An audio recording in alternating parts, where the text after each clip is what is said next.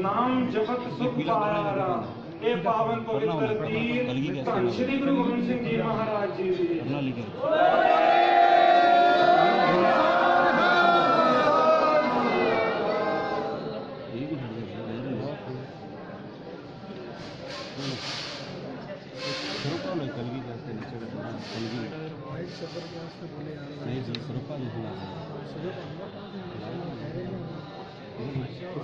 कृपान साहेब श्री गुरु गोबिंद सिंह जी महाराज जी दी।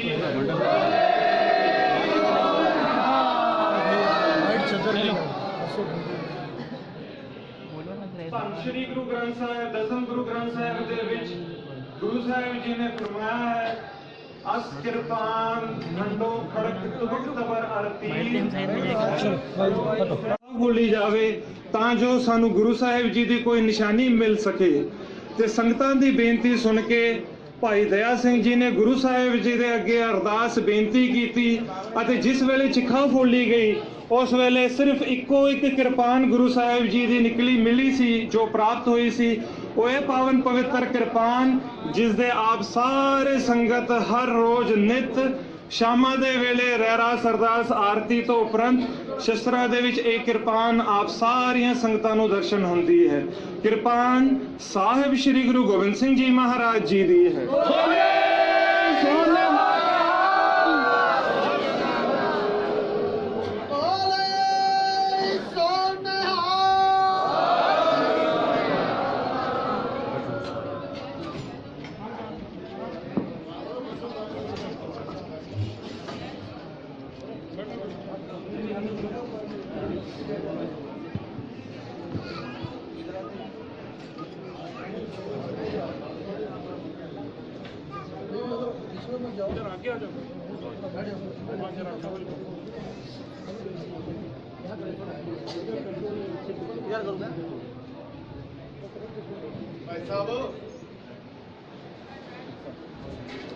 साध संगत जी संसार दी सब तो अलौकिक कृपान करामाती श्री साहिब इस शस्त्र नूं कहा जाता है।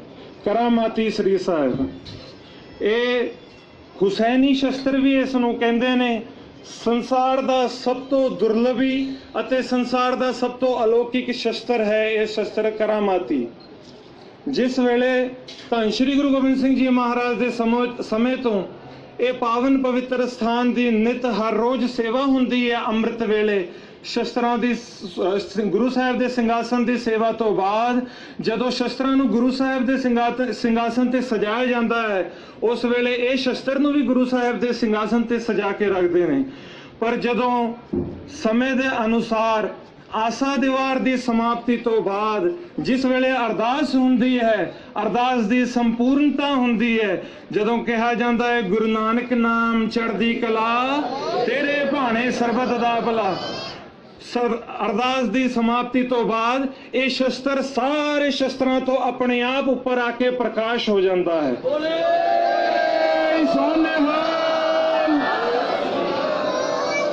संसार दा सब तो अलौकिक कृपा शस्त्र श्री साहिब जिसनों करामाती शस्त्र भी कहा जाता है। प्रमाणिक तौर पे चीन प्रांत दे कुछ विज्ञानिकां ने 1975 दे विच श्री साहिब ते खोज कीती है अते 15 साल दे बाद 1990 दे विच उन्हां नूं विश्व पुरस्कार मिलिया सी जिस प्रति उन्होंने रिसर्च विच कहा सी कि शस्त्र जिहड़े हन वो अपने आप भी वार कर सकते हैं। सो ये पावन पवित्र शस्त्र जिसदे आप दर्शन कर रहे हो 300 साल तो ज़्यादा तो समय तो धन श्री गुरु गोबिंद सिंह जी महाराज के सिंघासन ते शस्त्र विराजमान है जड़ा अपने आप ही ऊपर आसा दीवार की समाप्ति तो अरदास तो बाद आके प्रकाश हो जाता है।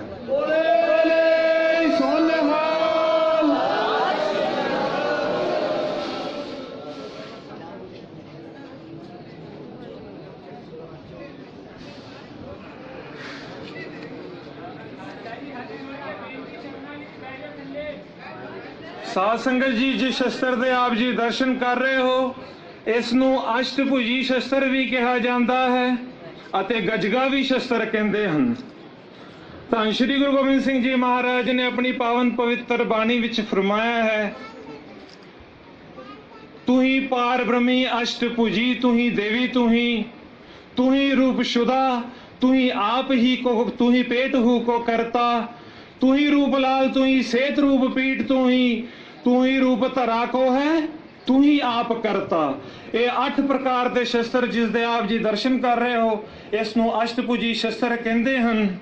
सतयुग के समय विच दुर्गा माता इसे शस्त्र नूं अपने शीश के उपर मुकुट दे विच सजा के इस शेर ते सवार होके दुश्मनां ते हल्ला बोलदी सी। अते कलयुग के समय दे विच साहिबजादा अजीत सिंह जी जदों चमकौर दी जंग विच जान लगे, गुरु साहब ने थापड़ा दिता अते नाल ही महाकाल सिंह जी, जरनैल सिंह जी नूं बाबा अजीत सिंह जी दे नाल जंग वास्ते तोरिया। महाकाल सिंह जी इसे शस्त्र नूं अष्टभुजी नूं अपने शीश उत्ते प्रकाश करके रखते सन अते जंगे मैदान दे विच उन्हां दी शहीदी तो बाद ये शस्त्र गजगा सिंह जी नूं प्राप्त होया, जिन्हां ने इस शस्त्र नूं बड़े ही सत्कार दे नाल नाम सिमरन जप के इस पावन पवित्र स्थान ते आके गुरु साहब जी दी सिंघासन ते ए भेंट कीता। ये शस्त्र दे आप जी नित हर रोज जदों सवेर दी दीवान दी समाप्ति हुंदी है अते शामा दे वेले रहरा साहब जी दी दीवान दी समाप्ति तो अरदास दे विच इस शस्त्र नूं प्रकाश करके खड़ा कीता जांदा है।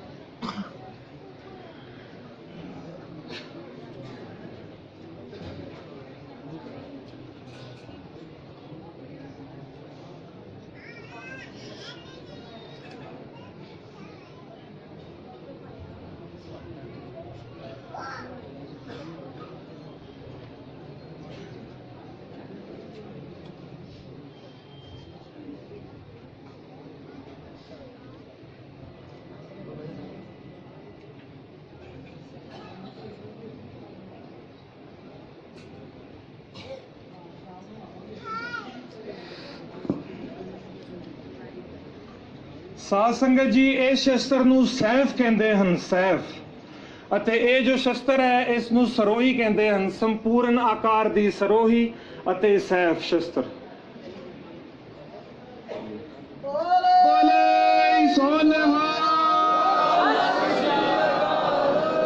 गुरु साहब ने शस्त्र नाम माला च फरमाया है, अस कृपान खंडो खड़ग तुपक तबर अर तीर, सैफ सरोही सहती यह हमारे पीर। इन्हां शस्त्रां नूं गुरु साहब जी ने निरंकार दा रूप वाहिगुरु परमात्मा दा रूप करके जानिया है अते ओ पावन पवित्र शस्त्र ये सैफ हन ते सरोही। जिन्ने भी शस्त्र नाम माला दे विच गुरु साहब जी ने उचारे हन वो सारे ही सारे शस्त्र गुरु साहब जी दे सिंघासन ते सुशोभित हन, जिन्हां दे नित हर रोज सेवन अते पूजन कीती जांदी है।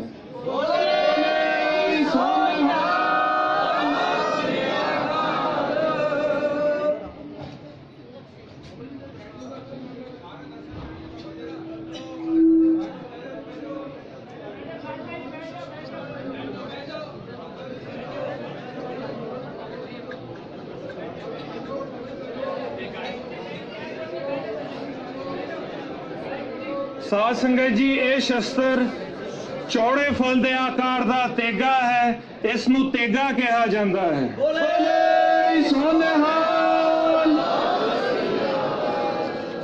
वड्डे वड्डे सूरवीर जोधे जिन्हां दा कद 7-8 फुट दा हुंदा सी, उन्हां दे हथ विच अजिहे तेगे शोभा दिंदे सी अते ओ इसे तेगे दे नाल जंग युद्ध करदे हुंदे सन।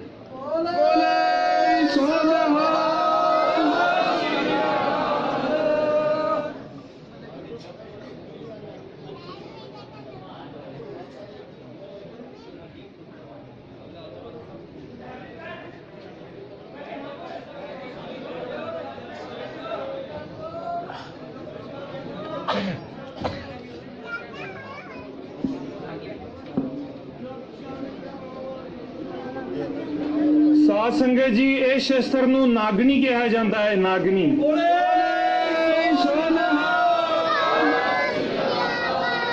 ਜੇ ਇਸ ਦਾ ਆਕਾਰ ਅਸੀਂ ਦਰਸ਼ਨ ਕਰੀਏ, ਜਿਸ ਵੇਲੇ ਸੱਪ ਜ਼ਮੀਨ ਉੱਤੇ ਚੱਲਦਾ ਹੈ ਉਸੇ ਆਕਾਰ ਦਾ ਇਹ ਸ਼ਸਤਰ ਬਣਿਆ ਹੋਇਆ ਹੈ, ਜਿਸ ਸ਼ਸਤਰ ਨੂੰ ਨਾਗਨੀ ਕਿਹਾ ਜਾਂਦਾ ਹੈ। ਨਾਗਨੀ।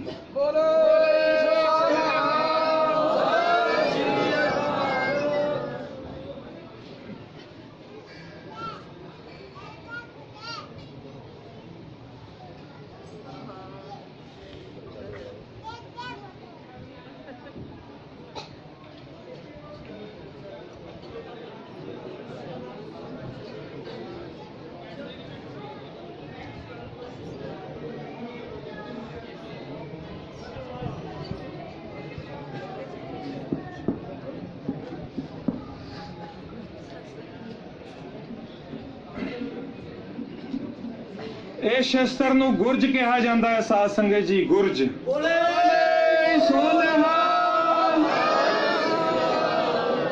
ਤਿੰਨ ਤਰ੍ਹਾਂ ਦੇ ਸ਼ਸਤਰ ਇੱਕੋ ਇੱਕ ਸ਼ਸਤਰ ਵਿੱਚ ਹਨ।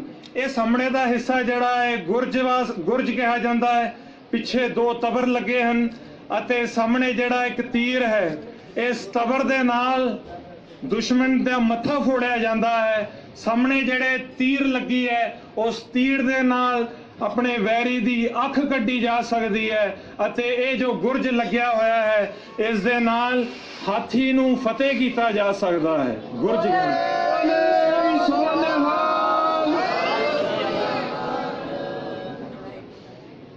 ਸਾਧ ਸੰਗਤ ਜੀ, ਇਹ ਸੰਪੂਰਨ ਆਕਾਰ ਦਾ ਗੁਰਜ ਸ਼ਸਤਰ ਹੈ। ਗੁਰਜ। ਬੋਲੇ ਸੋਨਿਹਾਲ। ਜਿਸ ਵੇਲੇ ਹਾਥੀ ਉੱਪਰ ਮਹਾਬਤ ਸਵਾਰ ਹੁੰਦਾ ਹੈ, ਹਾਥੀ ਦਾ ਜਿਹੜੇ ਮਸਤਕ ਦਾ ਉੱਪਰਲਾ ਹਿੱਸਾ ਹੈ, ਉਸ ਉੱਤੇ ਮਹਾਬਤ ਦਾ ਪੂਰਾ ਕੰਟਰੋਲ ਹੁੰਦਾ ਹੈ। ਪਰ ਹਾਥੀ ਨੂੰ ਕਿਸੇ ਵੀ ਸ਼ਸਤਰ ਦੇ ਨਾਲ ਜੇ ਵਾਰ ਕੀਤਾ ਜਾਂਦਾ ਹੈ, ਜਿਹੜਾ ਸਭ ਤੋਂ ਵੱਡਾ ਜੰਗਲ ਦਾ ਰਾਜਾ ਹੈ, ਉਸ ਨੂੰ ਕੋਈ ਫਰਕ ਨਹੀਂ ਪੈਂਦਾ। ਪਰ ਇਹ ਸ਼ਸਤਰ ਦਾ ਜੋ ਆਪ ਜੀ ਆਕਾਰ ਦੇਖ ਰਹੇ ਹੋ, ਹਾਥੀ ਦੇ ਮਸਤਕ ਦੇ ਉੱਤੇ ਜਿਹੜਾ ਉਹਦਾ ਦਿਮਾਗ ਹੁੰਦਾ ਹੈ, ਜਿਹੜਾ ਉਸਦਾ ਬ੍ਰੇਨ ਹੁੰਦਾ ਹੈ, ਇਸੇ ਆਕਾਰ ਦਾ ਹੁੰਦਾ ਹੈ। ਪਰ ਜਦੋਂ ਹਾਥੀ ਨੂੰ ਉਸਦੇ ਮਸਤਕ ਦੇ ਉੱਤੇ ਜੋ ਉਸਦੀ ਕਮਜ਼ੋਰੀ ਹੈ, ਇਸ ਸ਼ਸਤਰ ਦੇ ਨਾਲ ਜਦੋਂ ਉਸ ਤੇ ਵਾਰ ਕੀਤਾ ਜਾਂਦਾ ਹੈ, ਇੱਕੋ ਵਾਰ ਦੇ ਵਿੱਚ ਇੰਨੇ ਵੱਡੇ ਆਕਾਰ ਦਾ ਹਾਥੀ ਉਹ ਫਤਿਹ ਹੋ ਸਕਦਾ ਹੈ। ਇਸ ਨੂੰ ਗੁਰਜ ਕਹਿੰਦੇ ਹਨ।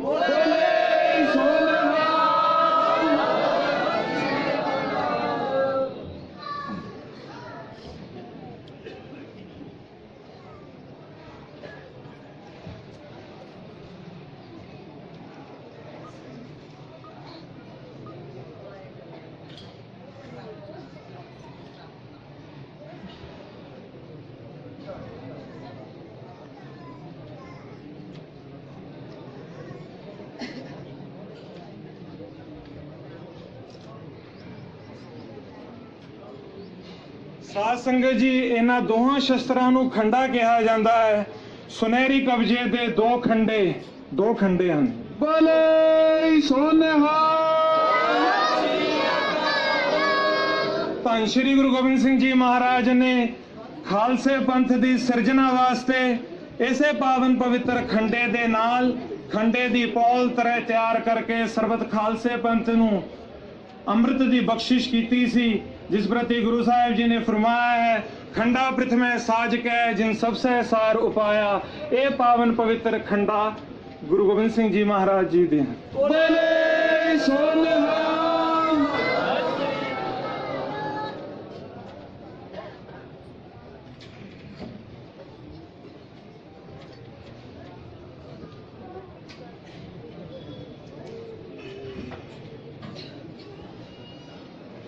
ਸਾਧ ਸੰਗਤ ਜੀ, ਇਹ ਸ਼ਸਤਰ ਨੂੰ ਦਾਨ ਪੱਟਾ ਕਿਹਾ ਜਾਂਦਾ ਹੈ। ਦਾਨ ਪੱਟਾ। ਬੋਲੇ ਸੋਨਿਹਾਲ।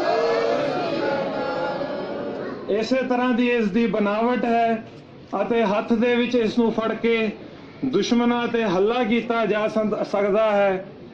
ਇਸ ਨੂੰ ਦਾਨ ਪੱਟਾ ਕਿਹਾ ਜਾਂਦਾ ਹੈ। ਬੋਲੇ ਸੋਨਿਹਾਲ।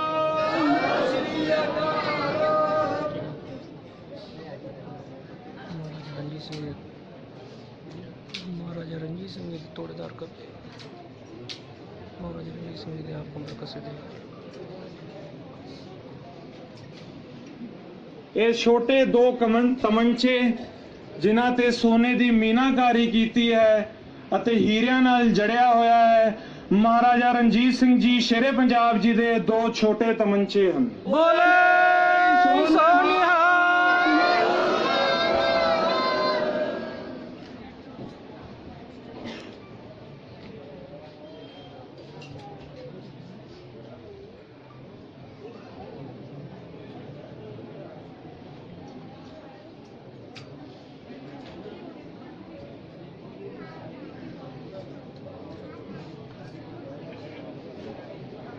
ਕਰਾਂਗੇ ਸਾਧ ਸੰਗਤ ਜੀ, ਇਸ ਨੂੰ ਕਰਾਬੀਨ ਕਿਹਾ ਜਾਂਦਾ ਹੈ। ਕਰਾਬੀਨ। ਬੋਲੇ ਸੋਨਿਹਾਲ। ਛੋਟੇ ਆਕਾਰ ਦੀ ਤੋਪ ਵੀ ਕਹਿ ਸਕਦੇ ਹਾਂ। ਜਿਸ ਵੇਲੇ ਇਸ ਵਿੱਚ ਬਰੂਦ ਜਾਂ ਅਸਲਾ ਪਾ ਕੇ ਵਾਰ ਕਰਦੇ ਹਾਂ ਤਾਂ ਇਸ ਦਾ ਅਸਲਾ ਦੁਸ਼ਮਣਾਂ ਤੇ ਘੱਟ ਤੋਂ ਘੱਟ 2 ਤੋਂ 3 ਮੀਲ ਦੀ ਦੂਰੀ ਤੇ ਜਾ ਕੇ ਵਾਰ ਕਰਦਾ ਹੈ। ਬੋਲੇ ਸੋਨਿਹਾਲ।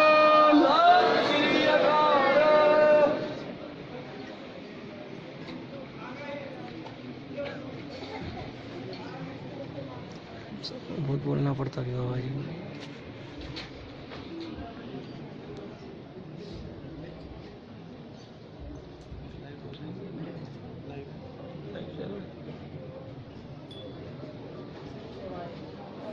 ਸਾਧ ਸੰਗਤ ਜੀ, ਇਸ ਬੰਦੂਕ ਨੂੰ ਪਰਮਾਰ ਬੰਦੂਕ ਕਿਹਾ ਜਾਂਦਾ ਹੈ। ਪਰਮਾਰ ਬੰਦੂਕ। ਬੋਲੇ ਸੋਨਿਹਾਲ।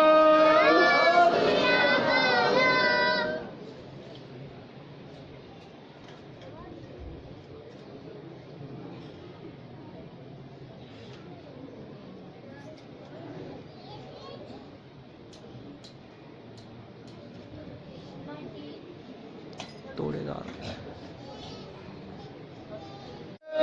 ਸੋਨਿਹਾਲ।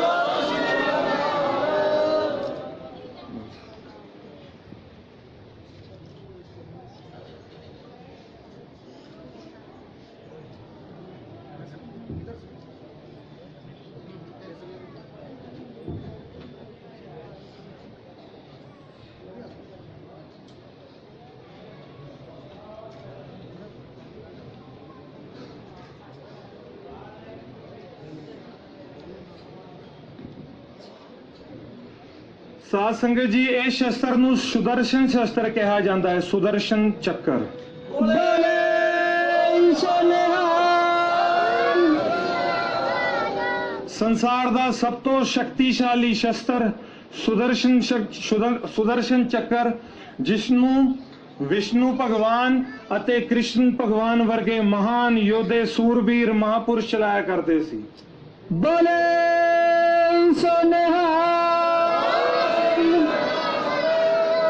ਇੰਨੇ ਸ਼ਕਤੀਸ਼ਾਲੀ ਸ਼ਸਤਰ ਹਨ, ਜਦੋਂ ਇਸ ਨੂੰ ਚਲਾਉਂਦੇ ਹਾਂ ਤੇ ਦੁਸ਼ਮਣਾਂ ਨੂੰ ਉਸ ਦੇ ਰਾਜ ਵਿੱਚ ਜਾ ਕੇ ਸਾਰਾ ਹੀ ਰਾਜਪਾਟ ਨਿਸ ਨਾਬੂਦ ਕਰ ਦਿੰਦਾ ਹੈ ਇਹ ਸ਼ਸਤਰ ਸੁਦਰਸ਼ਨ ਚੱਕਰ। ਬੋਲੇ ਸੋਨਿਹਾਲ।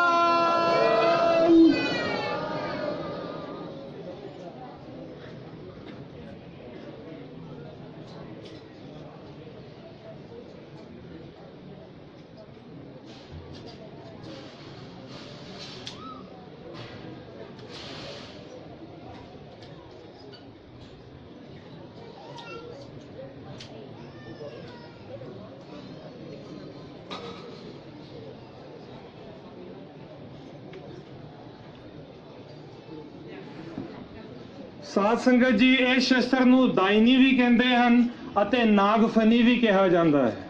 ਬੋਲੇ ਸੋਨਿਹਾਲ। ਇਸ ਸ਼ਸਤਰ ਦੇ ਆਪ ਜੀ ਦਰਸ਼ਨ ਕਰ ਰਹੇ ਹੋ, ਜਿਸ ਤਰ੍ਹਾਂ ਨਾਗ ਸਭ ਆਪਣਾ ਫਨ ਕੱਢ ਕੇ ਬੈਠਦਾ ਹੈ, ਉਸੇ ਆਕਾਰ ਦਾ ਇਹ ਬਣਿਆ ਹੋਇਆ ਸ਼ਸਤਰ ਹੈ। ਇਸ ਨੂੰ ਨਾਗਫਨੀ ਸ਼ਸਤਰ ਕਿਹਾ ਜਾਂਦਾ ਹੈ। ਬੋਲੇ ਸੋਨਿਹਾਲ।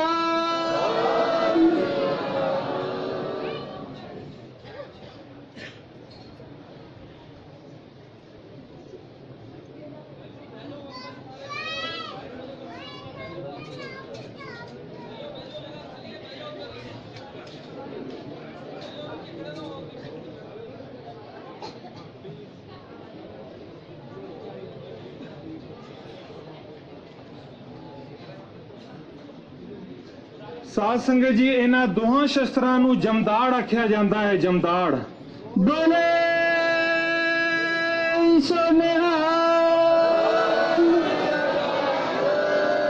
ਜਿਸ ਤਰ੍ਹਾਂ ਆਪ ਜੀ ਦਰਸ਼ਨ ਕਰ ਰਹੇ ਹੋ, ਜਮਦੂਤਾ ਦੇ ਜਿਸ ਆਕਾਰ ਦੇ ਦਾੜ ਹੁੰਦੇ ਹਨ ਉਸੇ ਆਕਾਰ ਦਾ ਇਹ ਸ਼ਸਤਰ ਬਣਿਆ ਹੋਇਆ ਹੈ। ਇਸ ਨੂੰ ਜਮਦਾੜ ਆਖਦੇ ਹਨ। ਜਮਦਾੜ ਬੋਲੇ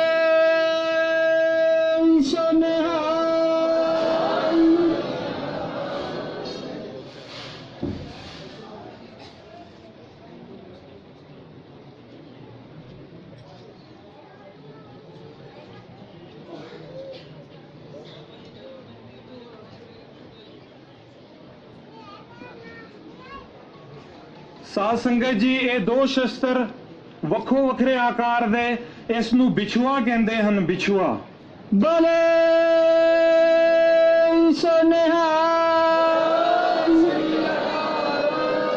ਇਹ ਲੋਹੇ ਦੇ ਕਬਜ਼ੇ ਦਾ ਬਿਛੂਆ ਹੈ। ਜੋ ਆਪ ਜੀ ਆਕਾਰ ਦੇਖ ਰਹੇ ਹੋ, ਜਿਸ ਤਰ੍ਹਾਂ ਬਿਛੂਆ ਡੰਗ ਮਾਰਦਾ ਹੈ ਉਸੇ ਆਕਾਰ ਦਾ ਇਹ ਸ਼ਸਤਰ ਬਣਿਆ ਹੋਇਆ ਹੈ। ਅਤੇ ਇਹ ਜੋ ਸ਼ਸਤਰ ਹੈ ਇਸ ਦਾ ਕਬਜ਼ਾ ਹਾਥੀ ਦੇ ਦੰਦ ਦਾ ਬਣਿਆ ਹੋਇਆ ਹੈ। ਇਹ ਦੋਨੇ ਹੀ ਸ਼ਸਤਰ, ਇਹਨਾਂ ਨੂੰ ਬਿਛੂਆ ਆਖਿਆ ਜਾਂਦਾ ਹੈ। ਬੋਲੇ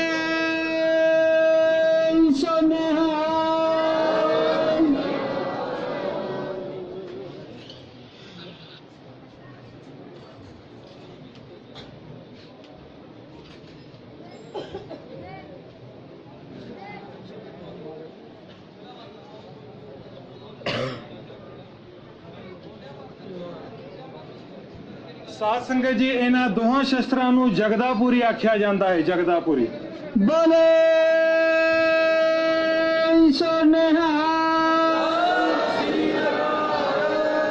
ਇੱਕ ਛੋਟੇ ਆਕਾਰ ਦਾ ਹੈ ਤੇ ਇੱਕ ਵੱਡੇ ਆਕਾਰ ਦਾ ਹੈ। ਇਹਨਾਂ ਦੋਹਾਂ ਸ਼ਸਤਰਾਂ ਨੂੰ ਕਮਰ ਕੱਸੇ 'ਚ ਰੱਖਿਆ ਜਾਂਦਾ ਹੈ। ਇਸ ਨੂੰ ਜਗਦਾਪੁਰੀ ਆਖਿਆ ਜਾਂਦਾ ਹੈ। ਬੋਲੇ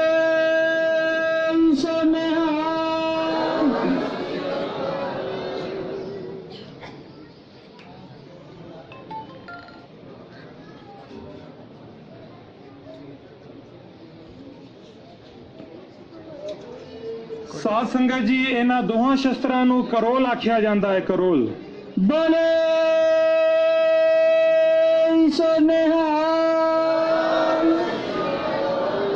ਇੱਕ ਵੱਡੇ ਆਕਾਰ ਦੀ ਹੈ ਤੇ ਇੱਕ ਛੋਟੇ ਆਕਾਰ ਦੀ ਹੈ। ਦੋਨਾਂ ਤੇ ਹਾਥੀ ਦੇ ਦੰਦ ਦਾ ਕਬਜ਼ਾ ਹੈ। ਇਹਨਾਂ ਦੋਹਾਂ ਸ਼ਸਤਰਾਂ ਨੂੰ ਕਰੋਲ ਆਖਿਆ ਜਾਂਦਾ ਹੈ। ਬੋਲੇ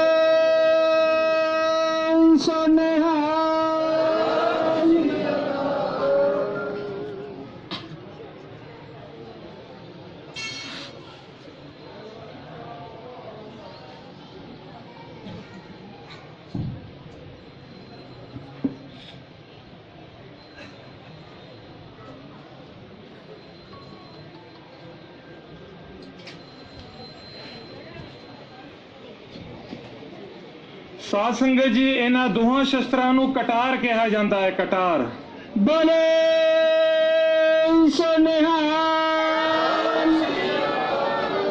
ਇਹ ਸੁਦਰਸ਼ਨ ਕਟਾਰ ਹੈ ਅਤੇ ਸ਼ਿਕਾਰਵਾ ਕਟਾਰ ਹੈ। ਬੋਲੇ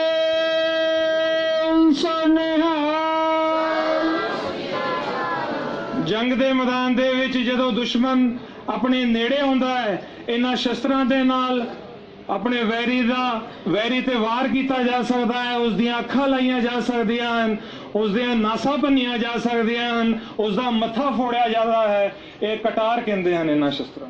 ਬੋਲੇ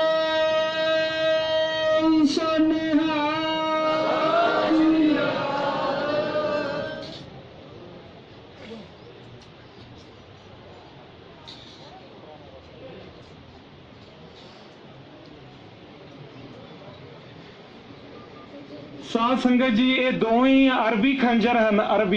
ਅਰਬ ਦੇਸ਼ ਦੇ ਵਿੱਚ ਬਣੇ ਹੋਏ ਖੰਜਰ, ਇਹਨਾਂ ਨੂੰ ਅਰਬੀ ਖੰਜਰ ਕਿਹਾ ਜਾਂਦਾ ਹੈ। ਬੋਲੇ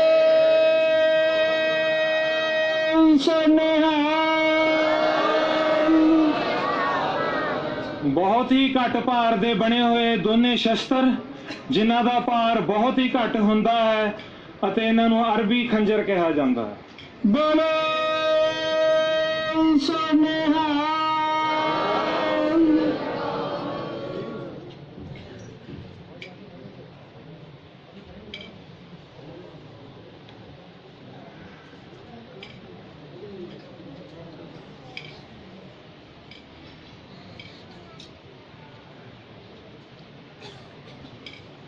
ਸਾਧ ਸੰਗਤ ਜੀ, ਇਹ ਸ਼ਸਤਰ ਨੂੰ ਪੇਜ ਕਪਚ ਕਿਹਾ ਜਾਂਦਾ ਹੈ। ਪੇਜ ਕਪਚ। ਬੋਲੇ ਸੋਨਿਹਾਲ। ਅਤੇ ਇਹ ਸ਼ਸਤਰ ਨੂੰ ਤੋਤਾਪਰੀ ਆਖਿਆ ਜਾਂਦਾ ਹੈ। ਜਿਸ ਤਰ੍ਹਾਂ ਤੋਤੇ ਦੀ ਚੁੰਝ ਹੁੰਦੀ ਹੈ, ਉਸੇ ਆਕਾਰ ਦਾ ਇਹ ਬਣਿਆ ਹੋਇਆ ਸ਼ਸਤਰ ਹੈ। ਇਸ ਨੂੰ ਤੋਤਾਪਰੀ ਆਖਿਆ ਜਾਂਦਾ ਹੈ। ਇਹ ਦੋਵੇਂ ਹੀ ਸ਼ਸਤਰ ਆਪਣੇ ਕਮਰ ਕੱਸੇ 'ਚ ਸਜਾਏ ਜਾਂਦੇ ਹਨ। ਜਦੋਂ ਦੁਸ਼ਮਣ ਆਪਣੇ ਹੱਥ ਤੋਂ ਆਪਾਂ ਨਿਹੱਤੇ ਹੋ ਜਾਂਦੇ ਹਾਂ, ਜਦੋਂ ਦੁਸ਼ਮਣ ਨੇੜੇ ਆਉਂਦਾ ਹੈ ਤੇ ਇਹਨਾਂ ਸ਼ਸਤਰਾਂ ਦੇ ਨਾਲ ਉਸ ਤੇ ਵਾਰ ਕਰਕੇ ਖਾਤਮਾ ਕੀਤਾ ਜਾ ਸਕਦਾ ਹੈ। ਬੋਲੇ ਸੋਨਿਹਾਲ।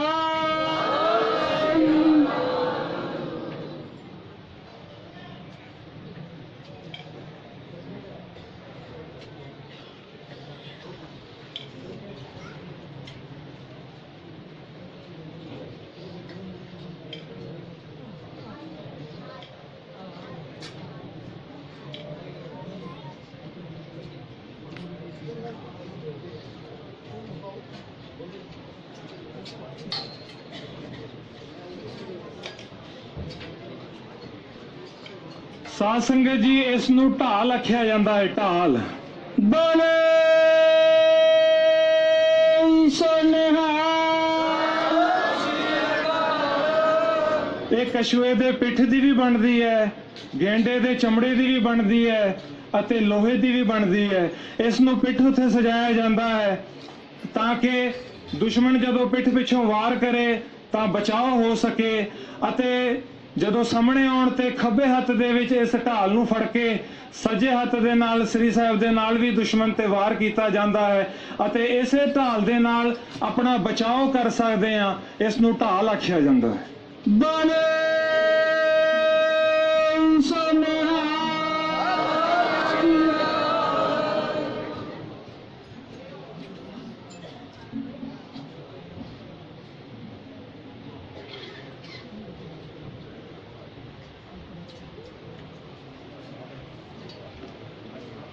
ਸਾਧ ਸੰਗਤ ਜੀ, ਇਹਨਾਂ ਦੋਹਾਂ ਤੀਰਾਂ ਨੂੰ ਅਰਧ ਚੰਦਰਮੁਖੀ ਤੀਰ ਕਹਿੰਦੇ ਹਨ। ਅਰਧ ਚੰਦਰਮੁਖੀ ਤੀਰ। ਬੋਲੇ ਸੋਨਿਹਾਲ। ਇਹ ਸ਼ਸਤਰ ਵੀ ਹਨ ਅਤੇ ਅਸਤਰ ਵੀ ਹਨ। ਜਿਸ ਵੇਲੇ ਸ਼ਸਤਰ ਦਾ ਪ੍ਰਯੋਗ ਕੀਤਾ ਜਾਂਦਾ ਹੈ, ਦੁਸ਼ਮਣ ਤੇ ਵਾਰ ਕੀਤਾ ਜਾਂਦਾ ਹੈ, ਇਹ ਬਹੁਤ ਹੀ ਸਹਿਜ ਢੰਗ ਦੇ ਨਾਲ ਦੁਸ਼ਮਣ ਦੀ ਗਰਦਨ ਨੂੰ ਉਸ ਦੇ ਧੌਣ ਤੋਂ ਵੱਖਰੀ ਕੀਤੀ ਜਾ ਸਕਦੀ ਹੈ। ਅਤੇ ਅਸਤਰ ਦੇ ਨਾਲ ਜਦੋਂ ਤੀਰ ਦਾ ਵਾਰ ਆ ਰਿਹਾ ਹੈ, ਇਸੇ ਅਰਧ ਚੰਦਰਮੁਖੀ ਤੀਰ ਦੇ ਨਾਲ ਉਸ ਵਾਰ ਨੂੰ ਰੋਕਿਆ ਜਾ ਸਕਦਾ ਹੈ, ਉਸ ਦੀ ਦਸ਼ਾ ਨੂੰ ਬਦਲਿਆ ਜਾ ਸਕਦਾ ਹੈ। ਇਸ ਨੂੰ ਅਰਧ ਚੰਦਰਮੁਖੀ ਤੀਰ ਕਹਿੰਦੇ ਹਨ। ਬੋਲੇ ਸੋਨਿਹਾਲ।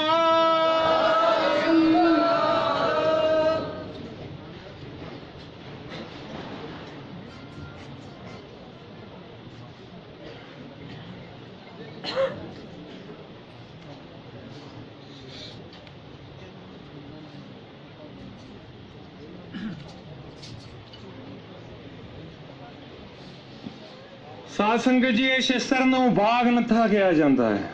ਬੋਲੇ ਸੋਨਿਹਾਲ। ਬੱਬਰ ਸ਼ੇਰ ਦੇ 9 ਦੇ ਆਕਾਰ ਦਾ ਬਣਿਆ ਹੋਇਆ ਇਹ ਸ਼ਸਤਰ, ਜਿਸ ਵੇਲੇ ਦੁਸ਼ਮਣ ਤੇ ਵਾਰ ਕੀਤਾ ਜਾਂਦਾ ਹੈ, ਬਹੁਤ ਹੀ ਤਿੱਖੇ ਆਕਾਰ ਦਾ ਇਹ ਸ਼ਸਤਰ ਹੈ। ਦੁਸ਼ਮਣ ਤੇ ਵਾਰ ਕਰਨ ਤੇ ਉਸ ਨੂੰ ਖਾਤਮਾ ਕੀਤਾ ਜਾ ਸਕਦਾ ਹੈ। ਸ਼ਸਤਰ। ਬੋਲੇ ਸੋਨਿਹਾਲ।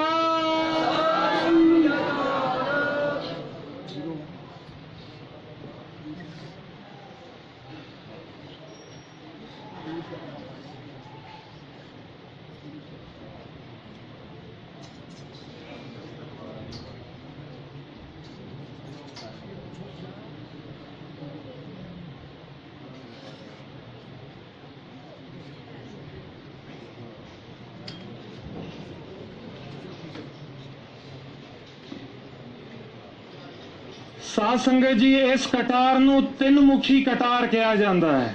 ਬੋਲੇ ਸੋਨਿਹਾਲ। ਆਪ ਜੀ ਇਸ ਕਟਾਰ ਦੇ ਦਰਸ਼ਨ ਕਰ ਰਹੇ ਹੋ। ਤਿੰਨ ਤਿੱਖੇ ਜੇ ਇਸ ਦੇ ਮੂੰਹ ਹਨ। ਇਸੇ ਕਟਾਰ ਦੇ ਨਾਲ ਦੋ ਅੱਖਾਂ ਅਤੇ ਨੱਕ ਤੇ ਵਾਰ ਵੀ ਕੀਤਾ ਜਾਂਦਾ ਹੈ। ਇਸੇ ਕਟਾਰ ਨੂੰ ਅੱਖ ਨੱਕ ਵੱਡੀ ਕਟਾਰ ਵੀ ਕਿਹਾ ਜਾਂਦਾ ਹੈ। बोले सोनिहाल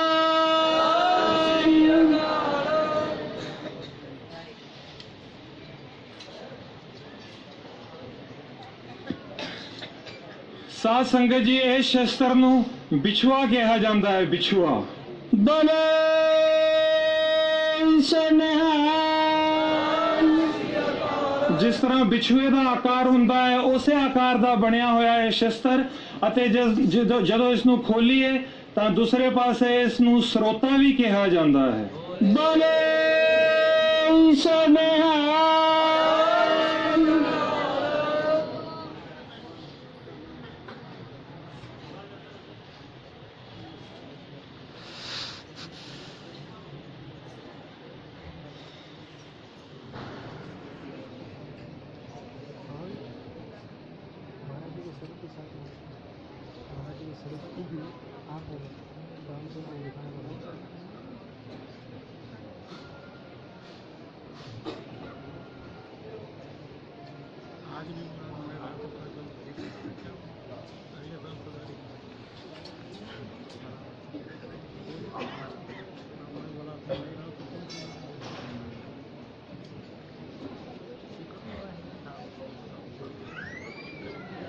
ਸਾਧ ਸੰਗਤ ਜੀ, ਇਹਨਾਂ ਦੋਹਾਂ ਸ਼ਸਤਰਾਂ ਨੂੰ ਤਮੰਚੇ ਆਖਿਆ ਜਾਂਦਾ ਹੈ। ਤਮੰਚੇ। बोले सोनिहाल ਜਦੋਂ ਦੁਸ਼ਮਣ ਦੂਰ ਹੋਵੇ, ਇਸ ਵਿੱਚ ਅਸਲਾ ਪਾ ਕੇ ਉਸ ਤੇ ਵਾਰ ਕੀਤਾ ਜਾਂਦਾ ਹੈ।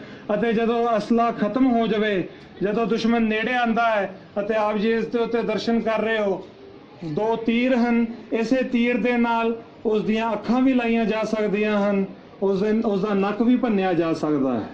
बोले सोनिहाल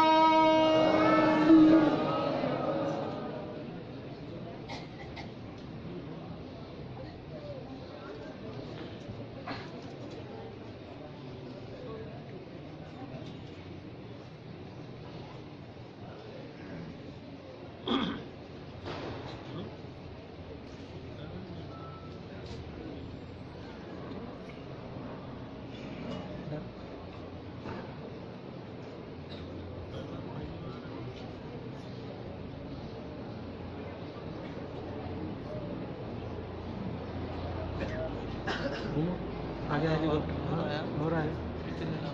वही 2000 ले रहा है। तो बनाओ प्लान, चलेंगे कल परसों।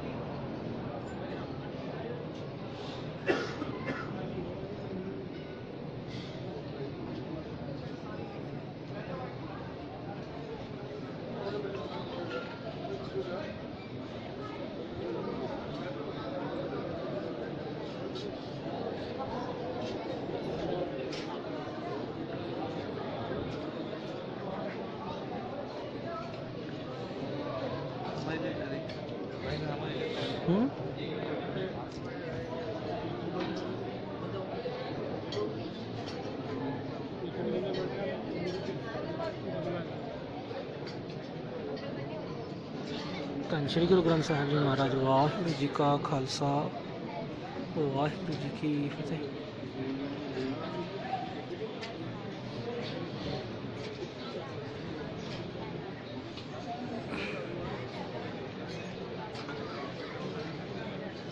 श्री वाहिगुरु। साध संगत जी दर्शन करो महाराज की फतेह। श्री वाहिगुरु, श्री वाहिगुरु, श्री वाहिगुरु, वाहिगुरु। ਧੰਨ ਧੰਨ ਸਾਹਿਬ ਸ੍ਰੀ ਗੁਰੂ ਗ੍ਰੰਥ ਸਾਹਿਬ ਜੀ ਮਹਾਰਾਜ ਜੀ ਦਾ ਸੰਪੂਰਨ ਸਰੂਪ 1430 ਅੰਗ। ਜਿਸ ਤਰ੍ਹਾਂ ਸਾਹਿਬ ਧੰਨ ਸ੍ਰੀ ਗੁਰੂ ਗ੍ਰੰਥ ਸਾਹਿਬ ਦੇ ਵਿੱਚ ਦਰਜ ਹਨ, ਉਹ ਇਸੇ ਪਾਵਨ ਪਵਿੱਤਰ ਸਰੂਪ ਦੇ ਵਿੱਚ 1 ਇੰਚ ਬਾਏ 1.5 ਇੰਚ ਦੇ ਵਿੱਚ ਇਹ ਪਾਵਨ ਪਵਿੱਤਰ ਧੰਨ ਸ੍ਰੀ ਗੁਰੂ ਗ੍ਰੰਥ ਸਾਹਿਬ ਜੀ ਮਹਾਰਾਜ ਜੀ ਦਾ ਸੰਪੂਰਨ ਸਰੂਪ ਹੈ।